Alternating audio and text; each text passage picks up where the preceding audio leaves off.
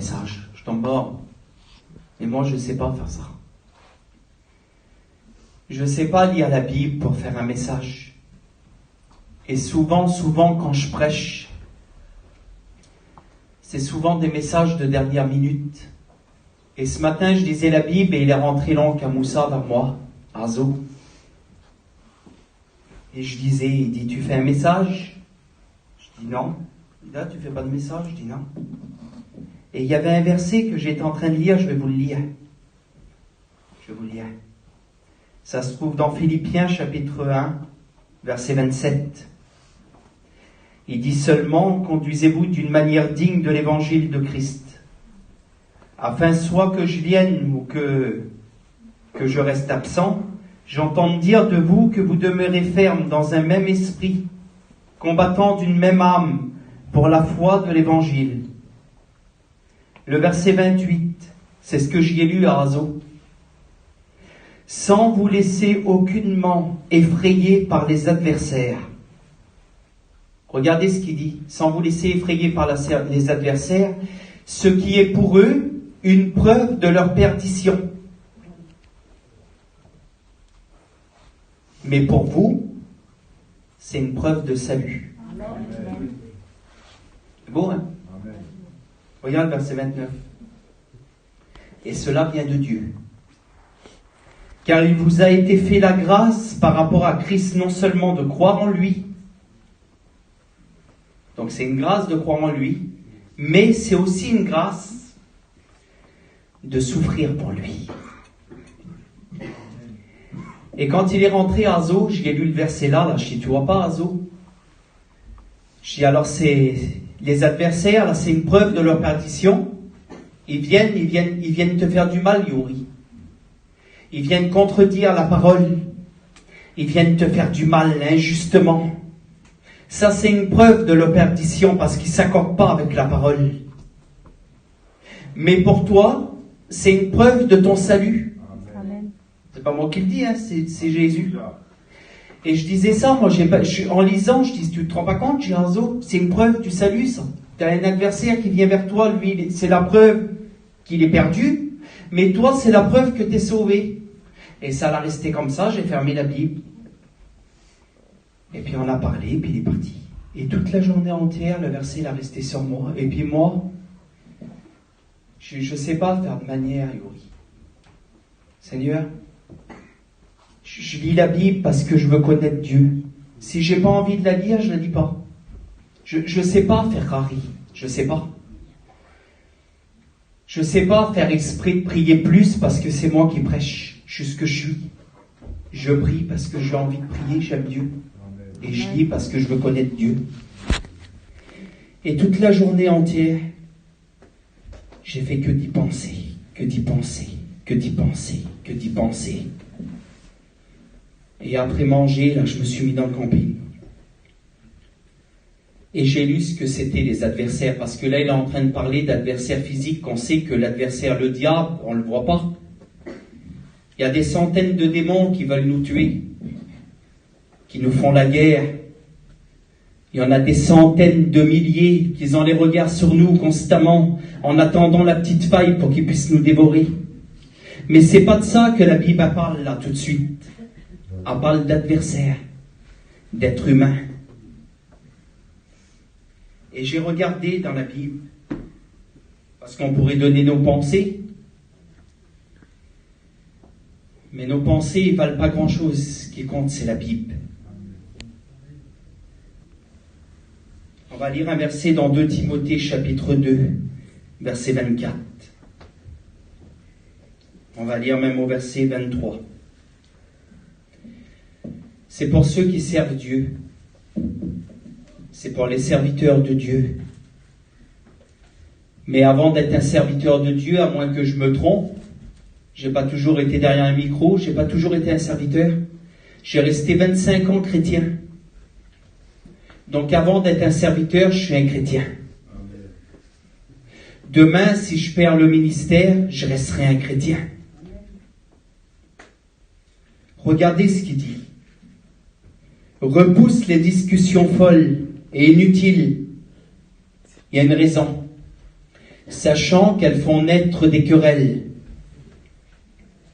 Et il ne faut pas qu'un serviteur de Dieu ait des querelles. Un serviteur de Dieu, un chrétien, une chrétienne, il ne doit pas avoir de querelles. Il doit au contraire être affable. Alors moi, je ne connais pas ça. Alors j'ai pris le dictionnaire et j'ai regardé dans le dictionnaire.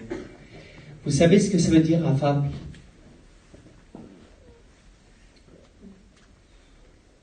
C'est quelqu'un qui écoute ceux qui s'adressent à lui. Il doit les écouter. C'est quelqu'un d'affable. Le mot affable, ça veut dire quelqu'un qui écoute ceux qui s'adressent à lui. Il doit être affable pour tous, pas seulement pour les chrétiens, pas seulement pour les chrétiennes, pas seulement pour sa famille. Il doit écouter ce qui est dit pour tous, il doit écouter tout le monde. Si demain, moi, je viens vers Rudy, parce que je crois que j'ai Yuri, je viens vers Rudy, j'ai quelque chose à lui dire, que ce soit bien ou mal, il doit m'écouter. Mais regardez après, il doit savoir écouter, il doit être propre à enseigner, ça veut dire ce qu'il enseigne, il doit le vivre, il doit être doué de patience. Et regardez ce qu'il dit le verset 25, 2 Timothée, chapitre 2, verset 25. Et il doit redresser avec douceur les adversaires. Quand un adversaire il vient vers un chrétien ou un serviteur et qu'il contredit, il doit écouter ce qu'il a à dire. Mais dans la douceur, une fois que lui il a parlé, dans la douceur, il doit le redresser. Et pourquoi dans la douceur? Regarde, c'est pas beau, hein? Dans l'espérance que Dieu leur donnera la repentance.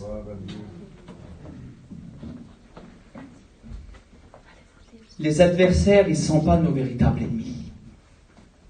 C'est compliqué quand quelqu'un fait du mal et que c'est pas juste. C'est vraiment compliqué. C'est dur de rendre du bien quand on fait du mal. Quand on fait du mal, comment que c'est dur de rendre le bien? C'est pas notre nature à nous, c'est la nature de Dieu, c'est pas la nôtre.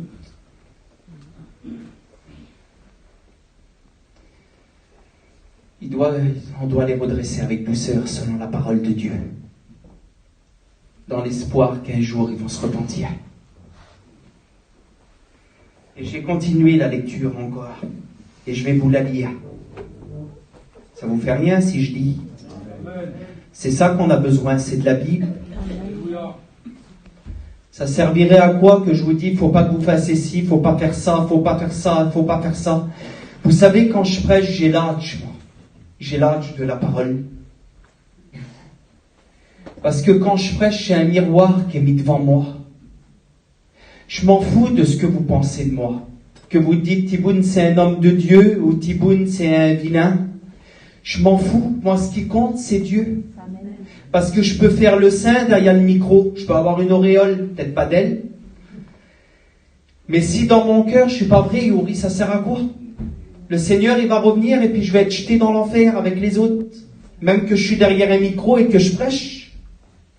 Alors je m'en fous de ce que les gens disent. J'ai l'âge, moi, comme j'annonce la parole. Parce que moi, je connais mon cœur. Mon cœur, il a des failles. Je veux plaire à Dieu de tout mon cœur. Mais je fais fort, je prends ma chair et je la tiens en bride. Et croyez-moi qu'elle veut se détacher des fois, la chair. Et je l'empêche de se détacher, je l'empêche de parler. J'attache ma langue pour pas parler, Des fois, je voudrais parler. Mais je parle pas, je tiens ma langue pour pas parler, parce qu'une fois que tu as parlé, c'est trop tard, tu peux plus revenir en arrière. Ce que tu as dit, tu l'as dit. Tu peux plus venir en arrière. Alors ma chair, je la tiens. Amen. Même que je suis mal Yuri, des fois je suis en miettes. C'est déjà arrivé plein de fois qu'on nous fait du mal et puis qu'on n'a rien fait du tout. C'est dur à se tenir. Il y a ça, là, la langue. La Bible a dit, si tu arrives à dompter ta langue, tu as dompté tout ton corps. Inutile une langue et tu la coupes, c'est pas mieux. Hein?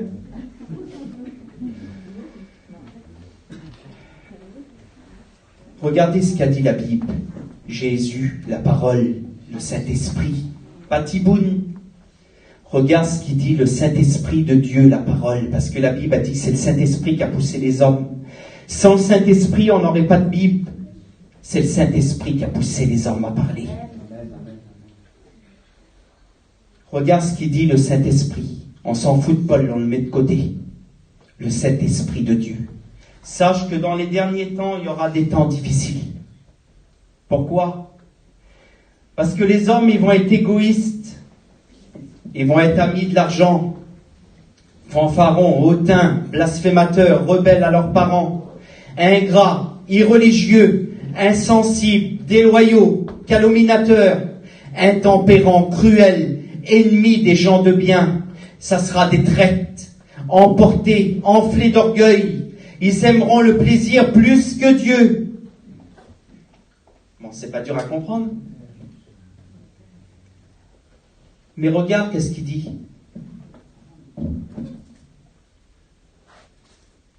Au verset 5. 2 Timothée 3, verset 5.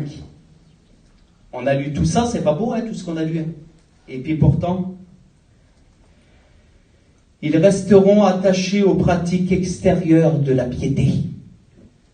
Ils vont avoir toute l'apparence du chrétien, ils vont continuer à venir dans la réunion. Ils vont s'asseoir dans les réunions. Ils tromperont les pasteurs. Ils feront les petits saints. Chanteront des cantiques. Mais il y a un problème, c'est que l'épître aux Timothée, il parle aux pasteurs. Ça veut dire qu'il y a même des pasteurs qui sont comme ça. C'est grave ce que je dis dans une réunion, mais c'est la vérité, c'est pas moi, hein, c'est la Bible.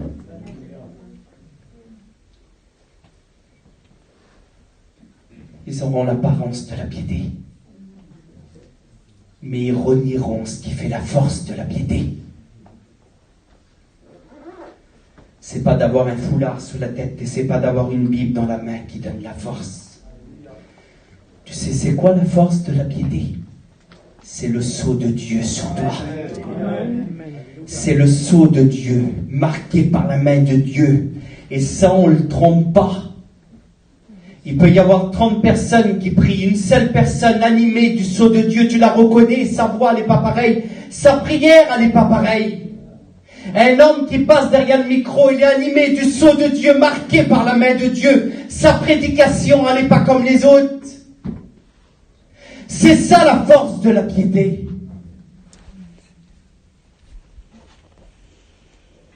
Regarde ce qu'il dit, parce qu'on parle d'adversaire. Il dit, il y a des gens qui sont comme ça. Ils ont l'apparence des chrétiens, mais c'en est pas. Ils sont calomniateurs. Ça, tu l'entends, tu restes un petit peu trop avec des gens, ils calomnient. Ils parlent sur l'autre. Ils sont calomniateurs, ils ont l'apparence des chrétiens. Ils viennent à la réunion. Regarde ce qu'il dit le Saint-Esprit. Je m'en fous de Paul. Je le respecte. Je le mets de côté. Pas lui qui m'intéresse. Il est mort, hein, Paul, il y a 2000 ans. Mais ce que le Saint-Esprit l'a dit, on l'a toujours là. Il y a ce qu'il dit. Éloigne-toi de ces gens-là. Éloigne-toi d'eux. Il y en a parmi eux qui s'introduisent dans les maisons et qui captivent les faibles. Ils arrivent à se faire passer pour ce qu'ils sont pas. Ils se font passer pour des chrétiens. Ils vont dans les maisons et captivent les faibles. Ils amènent à faire croire des choses qui ne sont pas comme ça.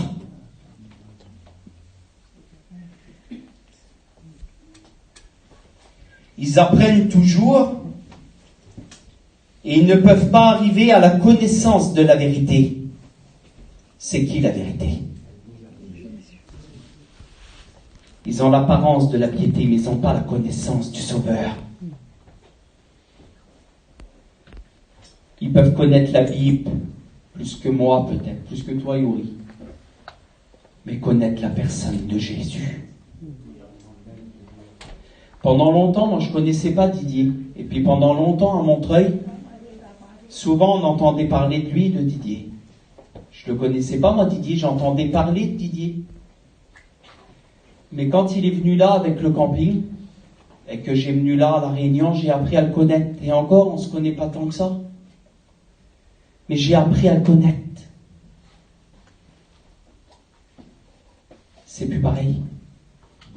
Tu peux entendre parler d'une personne et puis pas la connaître jamais de ta vie.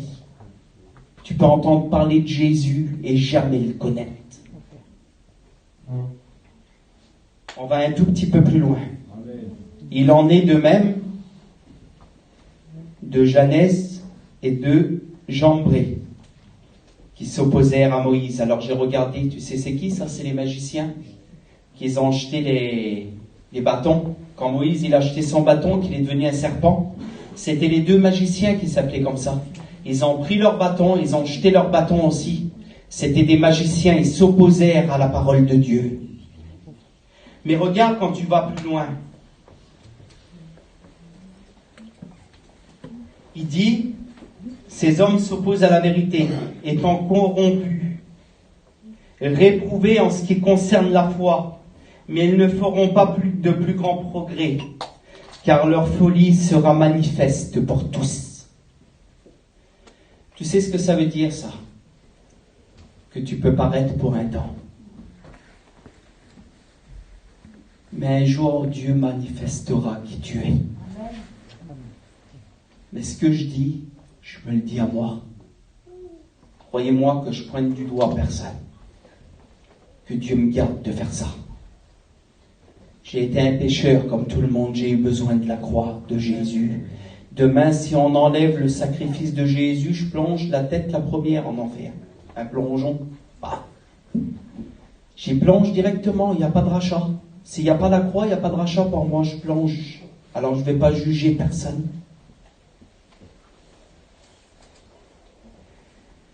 Vous savez comment qu'on reconnaît un chrétien, un vrai chrétien et un vrai serviteur de Dieu? Je vais vous le dire parce que la parole elle dit. Ça se trouve encore dans 2 Timothée chapitre 3 verset 10. Regarde ce qu'il dit pour toi. Tu as suivi de près mon enseignement. J'ai l'habitude, moi, de venir là à La Réunion. Il y en a plein qui me connaissent ici. Donc, vous savez, vous me connaissez quand je prêche. Donc, vous suivez de près mon enseignement, ou celui à Didier, celui à Rudy. Toi, t'es chrétien, Yuri. Ils connaissent ta façon de prêcher. Mais regarde ce qu'il dit. Tu as suivi de près aussi ma conduite. Là, c'est plus derrière un micro. C'est ta vie de tous les jours. Tu as suivi aussi de près mes projets. C'est grave, hein? Tu as suivi de près mes projets. Parce qu'une personne qui paraît ce qu'il n'est pas, les projets de son cœur, ils ne sont pas bons. Ils ne sont pas en Dieu. Il aime les plaisirs plus que Dieu, il disait au début.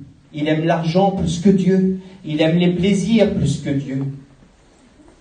Regarde encore ce qu'il dit. Tu as suivi de près ma foi.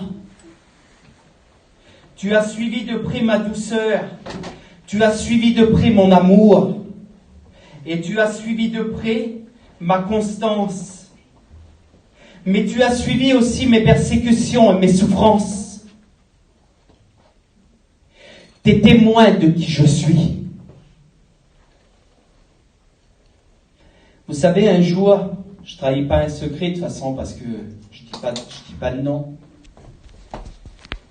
Un jour, moi, j'avais un copain. Et cet homme-là, pour nous, pour moi, puis ma femme, c'était un homme de Dieu. C'était un exemple terrible. Et un jour, on est parti avec eux avec les campings. Et on a vu leur vie. Une catastrophe, il y a des années de ça. Des années et des années. On s'est réveillé un matin.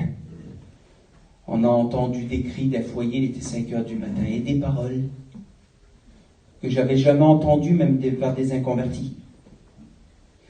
Moi, je croyais que c'était le foyer vers sa famille à elle.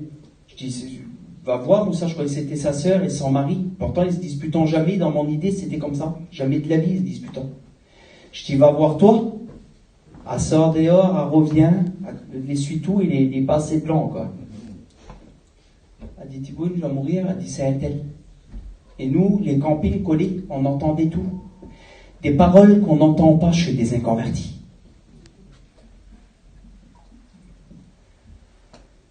C'était plus l'homme de Dieu qu'on voyait dans Grignon. On avait été témoin de sa vie, de sa conduite, son amour, sa douceur. Ça, on pouvait le prendre dans un sac et puis le jeter à la benne. C'est là qu'on voit un chrétien, une chrétienne. Si tu n'as pas de témoignage dans ta maison, dans ta famille, ça ne sert à rien que tu paraisses ici. Ben oui, Yuri dit, ouais, la vérité. Ça te sert à quoi? Moi, je vais paraître pour un homme de Dieu ici, puis je vais faire de la misère chez moi. En vrai, Samuel, ça me sert à quoi, moi, ça?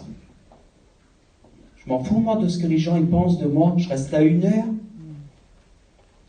Mais après, 24 heures sur 24, je suis avec ma famille là-bas. Si je fais de la misère à ma femme, moi, si je fais de la misère à ma belle-mère, si je fais de la misère à sa famille, à elle, si je fais de la misère à ma famille, ça sert à quoi que je passe pour un homme de Dieu derrière un micro? Ça sert à rien du tout. Et j'aimerais vous lire un autre verset. Regardez ce qu'il dit le Seigneur. Le Saint-Esprit, ce qu'il dit. Parce que c'est lui qui enseigne l'Église. Il vaut mieux souffrir, si telle est la volonté de Dieu, en faisant le bien, qu'en faisant le mal. C'est l'épître de Pierre qui dit ça. Et Pierre 3, verset 17. Mais Pierre 4, verset 12, il dit, mes bien-aimés, vous les chrétiens, ne trouvez pas étrange que vous êtes dans la fournaise de l'épreuve, comme si vous arrivez quelque chose d'extraordinaire. Il dit, réjouissez-vous au contraire. Réjouissez-vous quand les adversaires ils viennent vers vous, vous contredire, qui vous calomnient, qui disent sur vous toutes sortes de mal qui n'est pas vrai. Réjouissez-vous. Réjouissez-vous. C'est la preuve de votre salut. La Bible, elle ne se contredit pas. C'est la preuve de votre salut. Regarde ce qu'il dit encore. Réjouissez-vous au contraire de ce que vous avez part aux souffrances de Christ, afin que vous soyez dans la joie et dans l'allégresse lorsque sa gloire apparaîtra. Si vous êtes outragés pour le nom de Christ, à cause de son nom, vous êtes heureux. Amen. Parce que l'Esprit de gloire, l'Esprit de Dieu repose sur vous. C'est le sceau de Dieu, ça. Amen. Que personne d'entre vous, regardez ce qu'il dit, que c'est beau, hein, tout le monde dit Amen, mais regarde, parce que des fois on dit je souffre, je suis attaqué, je suis attaqué, je suis attaqué, je suis attaqué, j'ai le diable, les démons, ils sont sur moi, ma famille, elle est sur moi, mais regarde ce qu'il dit. Que personne d'entre vous, en effet, ne souffre comme un meurtrier. Parce que si tu as tué quelqu'un, et que tu souffres du remords, ça c'est pas les démons, ça c'est ton péché. Que personne d'entre vous ne souffre comme un voleur. Va, Tchoura, fais-toi arrêter, tu vas chez le dos. C'est pas les démons qui t'ont amené là-bas, c'est ton péché. Ça, c'est plus du spirituel. Ça, c'est ton péché à toi. Regarde encore. Que personne d'entre vous souffre comme un malfaiteur. C'est quoi un malfaiteur? C'est tout ce qui est des fraudes, c'est tout ce qui est pas vrai. Je peux t'arnaquer à toi, je le fais. Après, tu as les conséquences de ce que tu as fait. Ça, c'est pas le diable et c'est pas les démons. Tu souffres pas pour le nom de Jésus, tu souffres à cause de ton péché. Encore un peu plus loin, regarde ce qu'il dit encore. Que personne ne souffre. Alors ça, c'est pas grave, j'ai peur de dire. Pour s'être ingéré dans les affaires d'autrui. Pour t'avoir mêlé de ce qui ne te regarde pas. Pour avoir parlé dans le foyer de tes enfants, dans le foyer de tes frères, dans le foyer de tes sœurs. T'as plein de misère qui te tombe dessus après. Prends une aiguille avec du fil de crin et puis couvre ta bouche et puis la langue avec, attache-la sur les dents. Ou coupe-la. Ça, c'est pas des souffrances qui viennent des démons. Ça, c'est pas des adversités. Ça, c'est pas moi qui le dis non plus. C'est du noir sur blanc. C'est le Saint-Esprit qui parle. Amen. Et au contraire, si quelqu'un souffre comme un chrétien, pour le nom de Jésus, pour la parole, t'annonces la parole. Des fois, il y a des gens, bon, ça m'est arrivé, on tient une église à Dieppe. Un jour, on a été dans un foyer. Il y a une femme à se disputer avec sa belle-fille, un machin inutile, un machin de famille. Il a fallu que nous, on va avec Saranto, avec mon ancien. J'étais même pas rentré aux études. On a été là-bas. Et la belle-mère a voulu à toute fin que la belle-fille vienne lui demander pardon, mais la belle-fille, elle avait rien fait du tout. Il y avait 3-4 fois qu'elle jetait la belle-fille dehors. La belle-fille, elle était jetée dans les autres villes là-bas. Et la belle-fille a dit, il y a 4 fois que je viens de demander pardon, je lui ai pu demander pardon. Elle a dit, elle me jette dehors, la femme, là. Alors nous, qu'est-ce qu'on a fait? On a pris la parole. Et on y a dit, c'était une chrétienne. On a lu ce que la Bible a dit. La Bible a dit quoi? Rends pas le mal pour le mal, injure pour injure. Ressemble à Jésus. On vient, on te frappe Jésus, et on fait quoi Jésus? On y a arraché sa barbe. On y a foutu, la Bible a dit qu'il y a 600 hommes, une légion. Ils ont venu une cohorte. Ils y ont frappé au visage à coups de poing. On y a craché au visage. On y a arraché la barbe. On a frappé son dos. On a labouré son dos comme on laboure un champ. Vous l'avez vu dire une injure, Jésus? Vous l'avez vu se laisser rebeller? Est-ce qu'il s'est rebellé, Jésus? Semblable à un agneau qu'on emmène à la boucherie. Il n'a pas ouvert la bouche. Il est resté muet. Il n'a rien dit. Il a donné sa vie. C'était pas juste, il avait jamais fait de mal, le Seigneur. Nous, on en a fait du mal, Yuri. Combien de fois que j'ai désobéi à Dieu, moi, en étant chrétien? Combien de fois? Des centaines de fois que j'ai venu demander pardon à Dieu. Lui, il n'a jamais fait ça. Il n'a pas ouvert la bouche.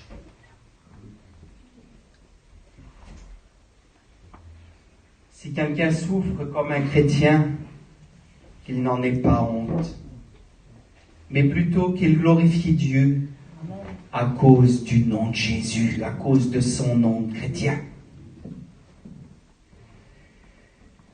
Et j'aimerais, je termine,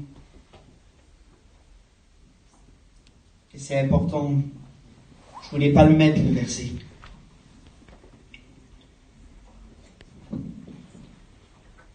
Mais je le dis et je l'ai mis et ça a été poussé par le Saint-Esprit. Ça me fait quelque chose que... Ça me fait quelque chose. Parce que j'étais assis sur ma chaise et puis je voulais pas prêcher ça. Parce que je dis, Seigneur, s'il y a des inconvertis au milieu de nous, ils ont besoin d'écouter la grâce. Et garde dans ce que je vais prêcher. Il ne faut pas de division, il ne faut pas de faux semblants. Et c'est comme si que le Saint-Esprit disait, il ne faut pas que tu oublies ça. Ça, il ne faut pas que tu l'oublies, il faut que tu le dises. Alors je vais vous le dire. Matthieu 12, verset 25. Là, c'est plus le Saint-Esprit qui parle, c'est Jésus. C'est le Sauveur, le Roi des Rois. Regarde ce qu'il dit. Tout royaume divisé contre lui-même, il est dévasté. Et toute ville ou toute maison divisée contre elle-même, elle ne peut pas subsister.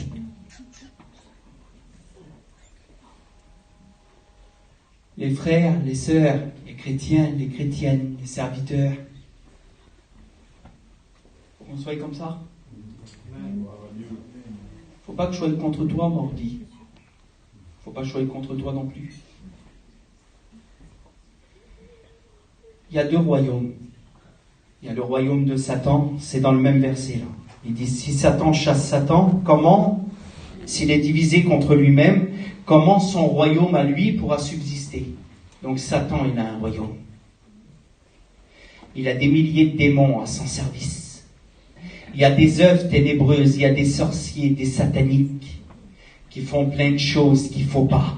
Il y a des marabouts pour envoûter les gens. Il a ses serviteurs, lui. Il a son royaume. Mais Dieu, il a le sien. Il y a des milliers d'anges qui sont au service des chrétiens. Il y a des centaines et des centaines et des centaines de pécheurs et de pécheresses qui ont été pardonnés à cause du sang de Jésus. Il y a des centaines et des milliers de serviteurs qui vont dans les maisons, dans les campings, dans les hôpitaux, ils vont dans les autres pays, ils vont partout annoncer l'évangile de Jésus. Dieu a son royaume. Mais si un royaume est divisé contre lui-même, il ne peut pas subsister. Il va plus loin. Si une maison elle est divisée contre elle-même, là il parle du foyer chrétien. Si moi je suis divisé avec ma compagne pour élever nos enfants, si elle veut les élever comme ça, que moi je dis quelque chose et qu'elle ne veut pas et qu'on se tue pour élever nos enfants, notre maison elle ne peut pas subsister, les enfants ils vont partir n'importe comment. Et une ville divisée contre elle-même ne peut pas subsister. Une réunion divisée contre elle-même ne peut pas subsister. Il faut qu'on soit comme ça. Amen. Et avant de terminer, j'aimerais vous dire, s'il y aurait des inconvertis au milieu de nous, des gens qui ne connaissent pas Dieu, ou des gens qui ont l'habitude de venir à la Réunion et venant depuis des années et des années et des années.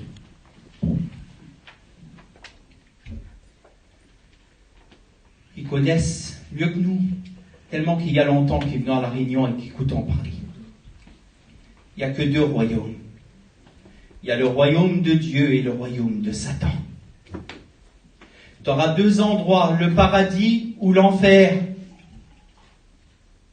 Si on pourrait rester encore sur la terre comme ça. Mais c'est soit le paradis et soit l'enfer. Je te donne un conseil.